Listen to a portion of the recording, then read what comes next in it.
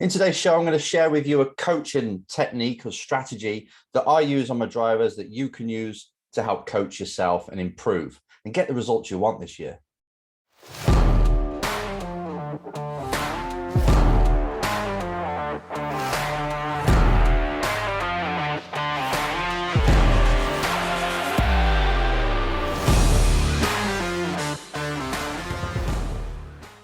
Race drivers, it's Enzo with the Race Driver Coach Show, and it is episode 10 this time. I got it wrong last time. It was episode 9. And in episode 10, I want to share with you something I do with the drivers that helps them move forward, that kind of forces them to move forward after every single sim session, test session, race weekend. Because it's so easy just to tread water in your racing seasons and not really improve, and it's just like incremental improvement. And with my drivers, I like to teach in a way that's very similar to any other sport, where we expose the driver of their strengths and their weaknesses, and we make sure that we keep focused on these. So every single time they touch the track or even the sim, they are seeing if they're improving. We can monitor it. And then we just kind of force in progression. You know, you can't hide. Every time we've done something, we analyze, debrief, and then we take what we've learned and go again, which kind of brings us to the philosophy of we go to every single session, every single test and race event to learn. That's all it is. You may go there to win. You may go there to get a top 10 and have all these goals that are kind of outside your control sometimes. But really, we go to learn. That's something I took from basketball. Kobe Bryant was famous for saying it. Win or lose, he wants to stay emotionally sound in the middle. He doesn't want to be high when he wins and low when he loses. He wants to be mentally in the middle. And the way he does that is by understanding that no matter what happens in a match, same as a race driver in a race, you learn something. And that's the goal. That's where I want to keep your head now.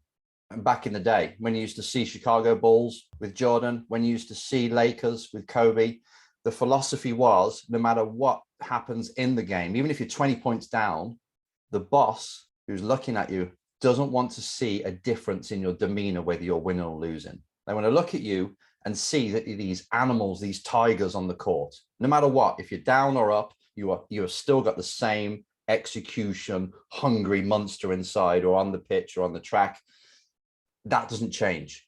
The result is just a result of the actions or things that are out of your control. Like I said, the actual individual, you as a driver, no matter whether you're winning or losing, should still be performing at the same high level. The same hunger should still be present. So when you go to a race weekend, I want you to have that at the forefront of your mind. I'm going there to learn. If I get my backside absolutely kicked around the place and I'm off the pace, I still learn. I'll probably learn even more. And if I win, I take what I can from that to move on to the next. That's the kind of overall vision I have when I'm coaching somebody, to keep it like a normal sport would be and to train them. Right. So you can coach yourself. You go there with that expectation of you being at your best and taking what you can from it. That's an overall thing, to briefly summarize. But I want you to remember one word when it comes to you and your racing, and you can apply this to any other part of your life, of course. The word is compartmentalization. That's when you take something as complex as a race weekend and bring it all down to a few different areas, categories, sections, if you like. And we're going to use 3 on this occasion. And from those 3 sections, them areas, you pretty much cover everything you need to do with your performance, to understand the good things that came from the race weekend, the kind of things that you want to take on to the next race weekend, the things you executed well, and also the kind of things that you were way under par. You didn't deliver. You crumbled under pressure. The driving wasn't there. The car setup wasn't there. Those kind of things that we can learn from and take them forward to the next race weekend to make sure we don't do them again. And we come up with a strategy and a plan of how to avoid it. So the things you want, the things you don't. Another overview. But these 3 areas that I want you to look at if you're self-coaching throughout. If you're a coach and you're working with somebody, you're wondering what to tell them, what to do in the debrief after the race weekend. These three areas are what I do, and they've worked for years. From kart drivers to NASCAR, this has been to F1, whatever. This has been pretty much the skeleton of how I coach. And here it is. The three areas that I like to talk to drivers about are, firstly, their personal performance, then their driving, obviously, the actual skill of driving, and then thirdly, the kit that they're on. So the car or the team, the people that are helping. So that's the three areas. Now, the personal performance, which is the first one, comes down to the individual performance of that driver. Most of it is mentally, what they're doing with their mind on the race weekend. And we talk about that. How were your emotions? How was your mindset? How did you overcome the adversity, concentration, wherever it takes us? Because each driver is different and they've got different things to work on. But how was your mind as an individual? And also your fitness. Was you fit enough? We touch upon that. And if not, we talk to the trainer and get an update their training program. But most of it comes down to them as a person. How were you executing your skills? Because you've got a certain level of skills. Did you access them? Did you get the best out of yourself? And knowledge is a part of that as well. So if you're trying to push for a lap time, don't really want to push for a lap time, but if you're trying to go for a lap time, did you actually have the knowledge of where the lap time was, how to do it? Or was you just in a rage and you're overdriving everywhere and braking too late and getting crap exits? So all this comes down to your personal, it kind of bridges over to driving, but really it starts with the mindset, the mental side, the personal performance. So what we do is we go there first and see what we can take from that, what was learned. Two things I want in that area. I want to know what were the good things, the things you did that were really good to take on, and what were the things you were, again, way under par, and we want to improve for the next time out. And we'll come up with a training program to help them improve them areas before we go out next. Secondly, obviously, is the driving. Two things, or two or three, how many the most important ones? Maybe just one. Something you did that wasn't good enough on your driving. Say your brake shapes, the braking wasn't there, or high speed, or the starts, or trying to find space in qualifying so you could do a lap. There's always things there that you can pull from and say, these were the things I did or I didn't do well.